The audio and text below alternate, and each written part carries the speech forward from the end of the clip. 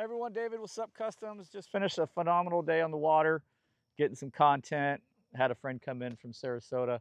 We're on the Florida Nature Coast, and I'm doing another YouTube video explaining things on the board, but also explaining what we do.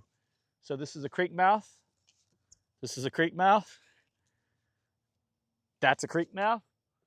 And we've just been going back here at a lower tide. You can see sometimes we had to really pull up our trolling motors to get over some spots.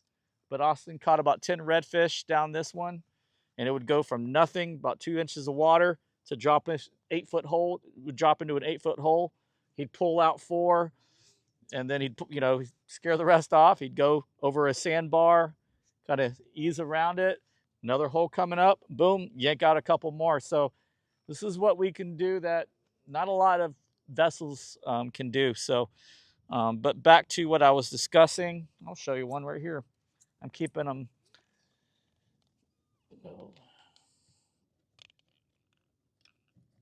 kind of fresh. I like to, and just pulling redfish after redfish out of holes. Hold on, I do not want to lose this guy. My family expects me to bring home dinner. Usually have my ice box here, second cooler on my board.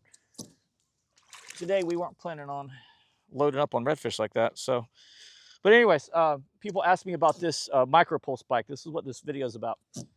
And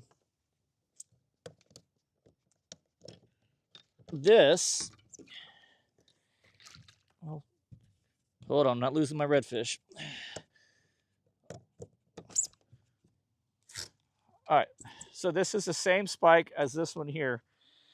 So like today, so I'm in the channel, I'm about 2 feet there, if that.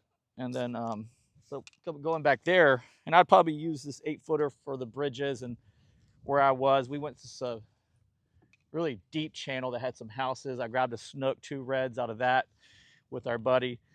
But then when I was back at this creek mouth, if you don't want this 8-foot spike just doing this on you,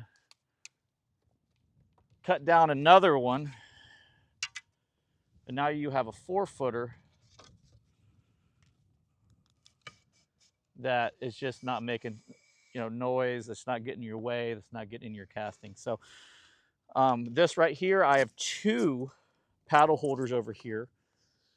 Let me see. Let me just turn around for Austin.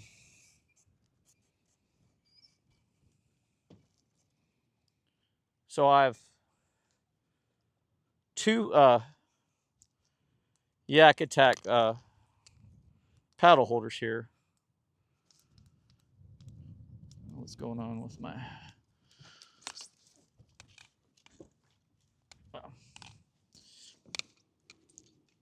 And what I do is I just store them.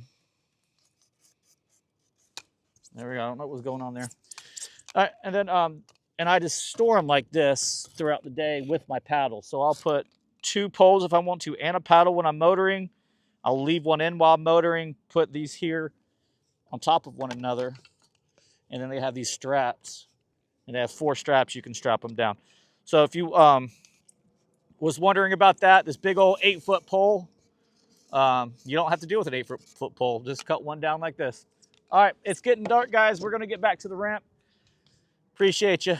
Check us out, supcustoms.com. Take it easy.